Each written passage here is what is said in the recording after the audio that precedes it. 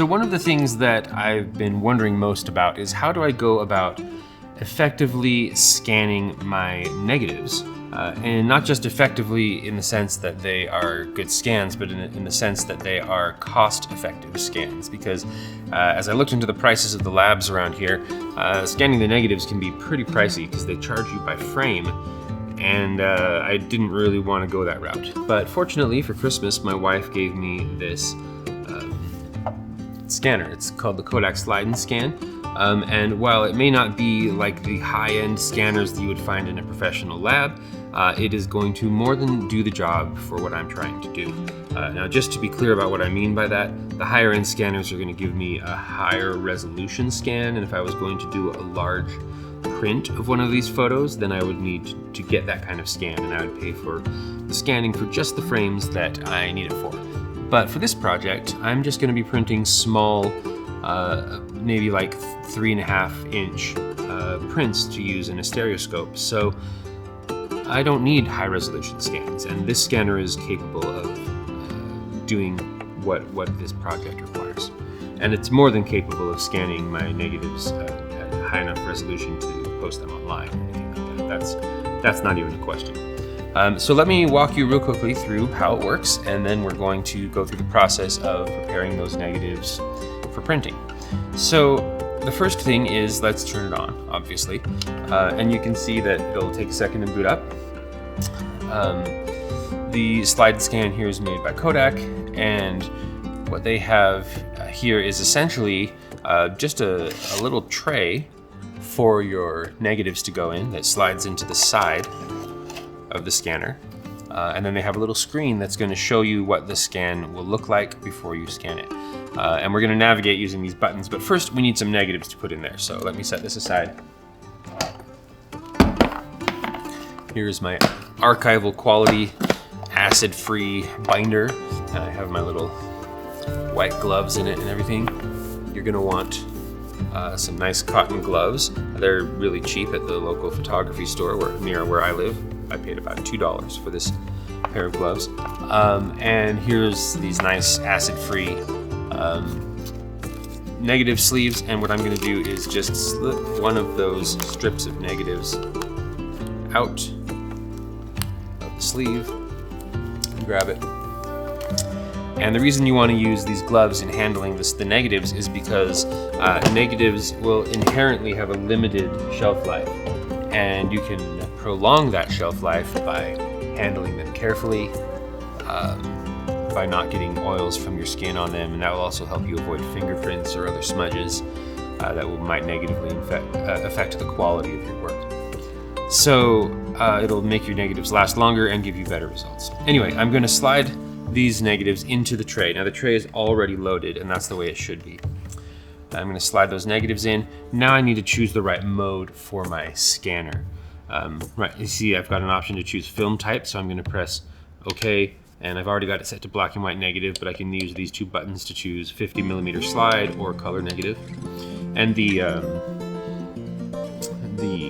scanner comes with a tray that's suited to the slides. And I'm going to click OK for black and white, and then I choose the film size, and again the scanner comes with trays for each of these film sizes, but it's already on the right one, which is 135, since this is 35mm film. And then I'm going to click OK. And now you can see there's my first scan. If I slide the negative around, you can watch that moving back and forth. All right, so let me look at these scans. Now, one thing you might notice right off the bat is that these don't look like negatives, they look like positives. And that is one of the big time-saving things that this scanner will do. I'm sure that any scanner would do the same, but this one, it's just nice to know that I don't have to take the extra step of inverting the black and white once I get these loaded digitally. Which I did have to do back when I was taking pictures of them on a light box with my phone. I did have to invert the colors myself and do some tweaking in Lightroom to get them to look right. None of that with this scanner. It all is looking just about like it should. Now, if I see that my scan is going to be a little too bright, you see it sort of auto adjusts the exposure. But take a look at this one. here this area in the carpet is a bit overexposed, but is it actually overexposed, or is it just that the backlight in the scanner is too bright? So what I can do is press this button right here, which as you see has a little sun symbol on it in addition to that arrow.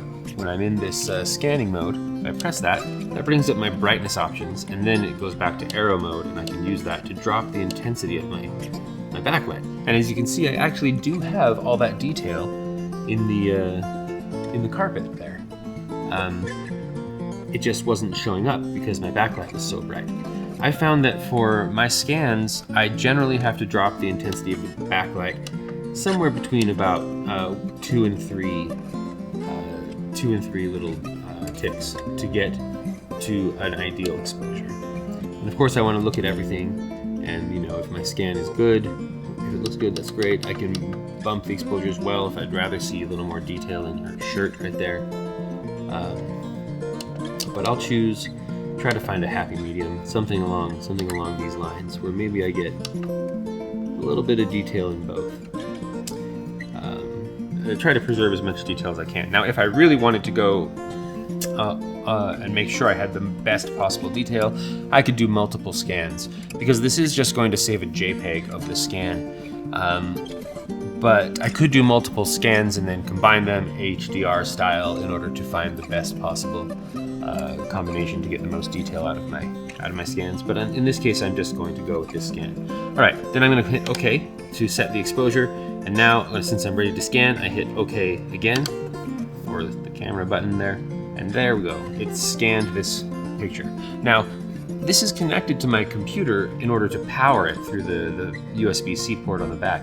But that's not actually where it saves the scan. I wish it were. I wish I could directly connect this and scan straight to my hard drive, but I can't. Instead, there's a little SD slot back here, and that is where it's this card that the scanner is going to save the picture to. See, there's also an HDMI port, and it comes with like a mini or whatever size HDMI this is to a full-size regular one cable, so you can run it to an external monitor if you like. One of the other things this scanner can do is act as sort of a digital picture frame. So you go into the gallery mode and it will play a slideshow of all the scans you have. That's one thing that it can do, either to this screen or to an external monitor, or also just to show what the scans are like, whether you're doing this for a client or for a class or something like that, or just for family. So that's a nice feature. Anyway, I've scanned this image, and then I just need to find my next one and set my exposure properly, or whatever it might be, you know. Now you might notice that I'm seeing several pictures on the screen at the same time. If I were shooting a camera that had a regular 35mm aspect ratio, that wouldn't be the case. But because I'm shooting the Kodak stereo camera that has a taller aspect ratio than regular, I get all of these frames jammed side by side. A regular 35mm frame would fill up this area and this would look normal, right? I wouldn't need to go in and do any cropping, but because these are different size, these are odd-sized exposures for 35mm film, I am going to have to do some cropping afterwards in whatever my editing software of choice is. All right, so then I'm going to go ahead and scan the rest of my negatives. I've already done that, so I'm not going to make you sit through it, but that's essentially how the scanner works.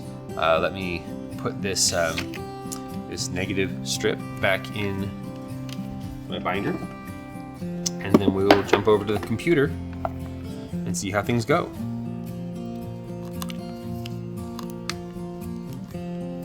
Incidentally, these storage supplies I was able to get all at my local photography supplies store. Like I said, the gloves cost a couple dollars. The binder was the most expensive thing. It cost about $12, I think. And then for about $6, I got 25 sheets of this archival quality negative sheet holders. I found it easier to scan an entire roll before cutting it into strips, but your mileage may vary with that depending on how you like to work. All right, let's jump over to the computer and see how it goes. Okay, so here we are in Lightroom, and you can see that I've got my scans in here. Some of these I've edited, some of them I haven't, but here at the bottom you can see those ones that we just did. and let me go in and show you my editing on these photos. So really the only thing I'm going to do here is I'm going to crop off the parts I don't want, the other frames that are overlapping the scan area. So I'm going to go to the crop settings, and this isn't a Lightroom tutorial, but if I hold the Option key or Alt on Windows and drag it in from the side, it'll scale from the middle, and that makes it a little faster to do both sides. And there you go. It's cropped, and you might be thinking, do I need to get the two stereo pairs to be exactly the same number of pixels wide? And the answer is, I don't think so. That's something that I thought about, and I don't think that's going to be necessary. Maybe I'll be proven wrong, but I think that the effect is, the stereo effect is going to be more reliant on the correct positioning of the images than on having them exactly the same size. And anyway, as you'll see in a minute, I do have a plan for getting them to exactly the same size, and that can be done either as I prep them for printing or as I mount the cards, which I'll do in the next video, I hope, or in a future video once the prints come in. So I don't think it's going to cause a problem for me here, and it would be kind of impossible anyway without cutting a lot out of some pictures, because some of the exposures overlap. For example, you can see that here we have at the edges of the two exposures that are overlapping just because of the way they were taken on the camera. I don't know if that's a defect of my camera or if that's always the way it happens with stereo cameras, but there it is. The exposure area isn't always going to be perfectly aligned. Anyway, so I didn't worry too much about that. One thing I did worry about, though, was making sure that each of the stereo pairs were exposed in a similar way. One thing that I discovered is that, and again, I'm not sure if this is a defect of my camera or if it's a situation that you'll find with stereo cameras in general, but for example, one thing I did find was that the stereo pairs very often had differing exposures, just slightly differing exposures. So for example, this one here compared with this one here, which is the other stereo view, and you can tell by the rotation of the perspective, but take a look at how different those two exposures were. Now, these are JPEGs, so they're not going to give me a lot of latitude for increasing exposure, but I did find that I can do fairly well at decreasing exposure. So if I bring this down a bit, it's going to be easier for me to match the exposures by reducing one of them than by trying to boost anything. So I always started with the brighter of the two exposures and then tried to match it to the darker of the two exposures. And I'm not going to go through that process right here. It's sometimes more than just reducing the exposure a little bit, depending on what's in the shot. But I did try to match the exposures of the stereo pairs because I figured it would potentially cause weird visual effects in the stereoscopic effect if they weren't matched. Anyway, that's basically it in terms of the editing. Now let me show you what I did to prep them for printing. So of course I started by identifying which photos I thought were even worth printing. I ignored the ones that had too much motion blur or that I just didn't like, and I exported those from Lightroom, and then I brought them over here into InDesign, where I arranged them into their stereo pairs, and put as many of them as I could fit on a single sheet. For the size of this print, I decided to look at existing stereographs. We have a bunch of them at my workplace from the World War I era, and so I looked at the size of historical stereographs and said, how big should I actually get these printed? Now, the image resolution was high enough that I could have printed them up to about 6 inches by 6 inches. But for the stereoscope that we have at work anyway, I am limited to about 3.5 by 3.5, at least if the size of the actual stereograph cards are any indication of maximum size. I decided I'd start with that and see how it went. So my goal was to size these at 3.5 by 3.5 inches. However, The problem I ran into is that while arranging them and printing them like this would have made the mounting process easier later on, it also made the printing a lot more expensive. It turns out larger prints cost a whole lot more than smaller ones, which I guess I already knew, but it was still disappointing. Anyway, the point is I had to then just revert back to the singles, the individual prints as they were exported from Lightroom, and then sort them out and line them up during the mounting process. That's what I'm going to have to do. The other problem that I ran into is that the photo printing services that I looked at didn't print small enough. The maximum or the minimum print size was about 4 by 4 inches, and I don't know if that's going to work with the stereoscope that I have. I don't know if that's going to be so big that it will I'll not be able to get the whole image in focus, or to see the whole image in the stereoscope, or if it will somehow mess with this stereoscope effect by putting the images too far apart. So I don't know. I ordered them at that size because that was the minimum size. Just uploading the scans as they came out from Lightroom. And this, of course, also helps to